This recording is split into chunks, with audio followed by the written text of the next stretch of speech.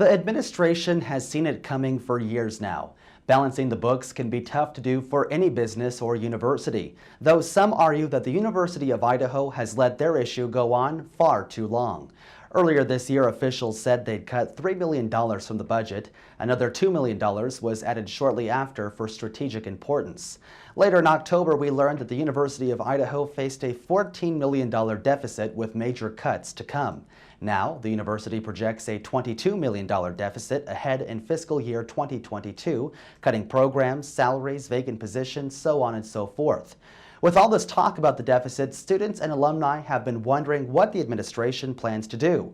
We sat down with newly hired President Scott Green to discuss their financial issues. Last month, the Argonaut released some pretty shocking numbers about the University of Idaho's deficit. Last fiscal year, we started with about $3 million deficit. We quadrupled this year to $14 million, and by year 2022, we'll be at $22 million. How did we get to this point? Well, honestly, I wasn't here when it all happened, so I can only speculate. It's clear to me that we had increases in what we call CEC, which are only partially funded by the legislature. So when we give raises out on campus and the legislature, say, gives 3%, those who are covered by the legislative line item get that increase, and then all the others who are not on campus, what we call our direct employees, we also give them the 3%, so it has to come from somewhere. So when we give those increases to faculty and staff, that creates somewhat of a deficit. Also, our enrollment was declining, so that had an impact, and the enrollment mix has also changed, so that has impacted our margins as well. In a recent video, you say we've, quote, been spending more than we've been bringing in for a very long time. How did we not see this coming years ago? Well, I think certain folks did. I think that there were signs that things were in deficit for a while.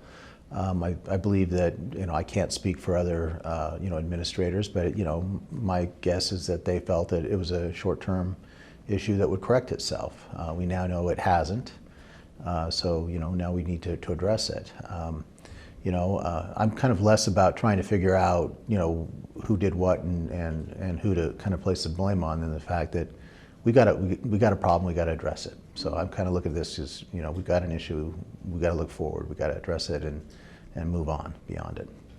Do you think prior administration took proper action on the deficit?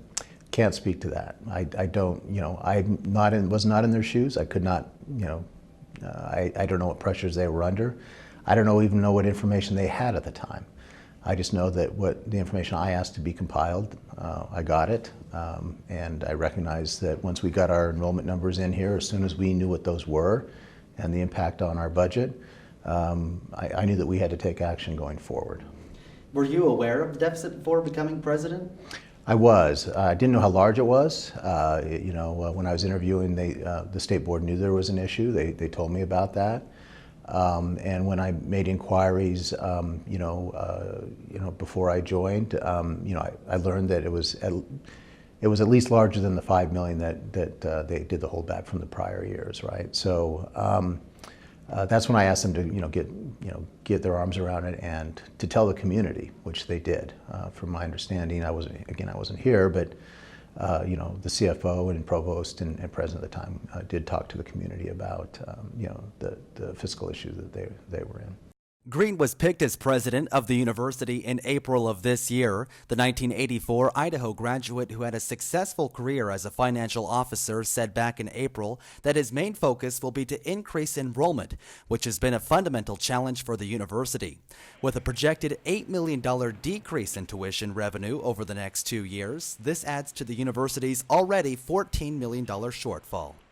You mentioned earlier enrollment. Where did the $8 million decrease in enrollment revenue projections exactly come from? From WUI. So that's our Western program where we try to attract students from Western states. And in the past, we weren't fully participating in that. We are now. And so that when those students come in and they replace students that were paying full fare, your margin's going to decrease a bit. We expect that to break even in probably the third year, so we're in year 2 of that right now. No changes coming to the WUI program then? No. Okay. This is the first time we've seen proposed plans to cut costs, either academic program reductions, layoffs, salary reductions. How did those cuts come into conversation?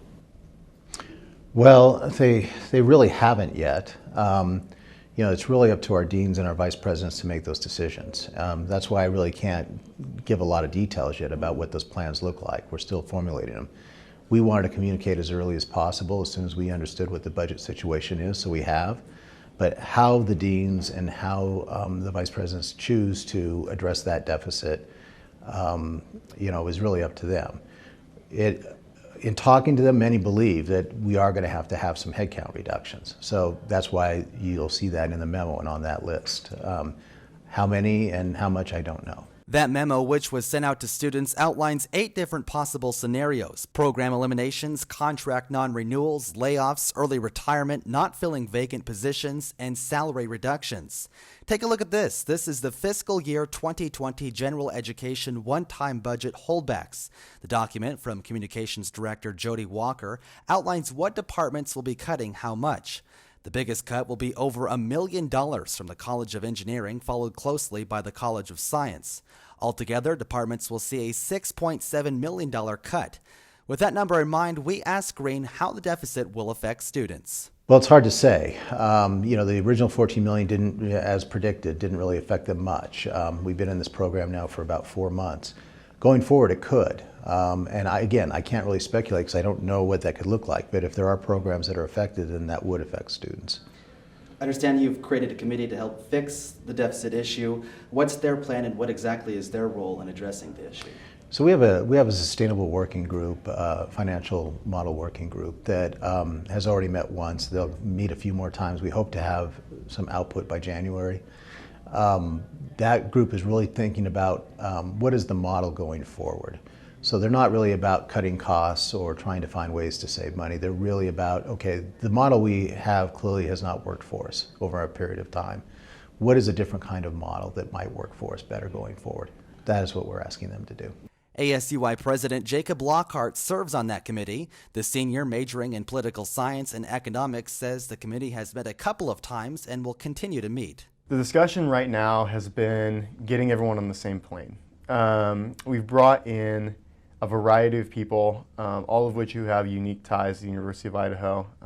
Vandal alumni, all around the board, are all great people coming in to see what we can do about this. So our first meeting that we did have was last Friday, and that was mainly a discussion about the numbers. Talking a lot about numbers in a room full of a lot of accountants. So that was a really fun time. It was meant to get everyone on the same page. Going forward, our discussion is going to revolve around what are the next steps we're going to take and what is the plan we're going to present to the President's desk in ideally the spring. Along with the potential cuts we mentioned before, Green said in his memo that they plan to reduce expenditures in academic affairs, student affairs, strategic enrollment management, etc. Just sentences below that, Green says they must invest in recruitment, marketing, and development because, quote, we must. All things considered, Green says they'll get through what he calls a short-term financial issue in a short order. Again, we see our way out of the budget issues. We have such a strong university and one to be proud of. We're a top 100 public university. We're one of the best values according to U.S. News and World Report. We have one of the best colleges of agriculture in the country. We've got a top College of Natural Resources. It's actually the best value in the country, #1 ranked over Florida and Wisconsin. We have the only public law school in the state. We have the only architecture program in the state. We have business leaders from our College of Business and Economics in the C-suite throughout the country. We have the only MD program in the state, and the list just goes on and on. We need to be talking about how great this university really is. We have some short-term financial issues, but we're going to get through them. We're going to get through them in short order, and we're going to go on to be and represent this great state, with one of the best educational values in the country. President Green, thank you. Thank you. Tomorrow, the university will hold an open forum. It will be held in the International Ballroom north of the Bruce Pittman Center. This forum is open to any questions you may have. It starts at 3 o'clock. And the Argonaut will continue to follow this story as new information comes out. But for now, I'm John Webb. Thanks for joining us.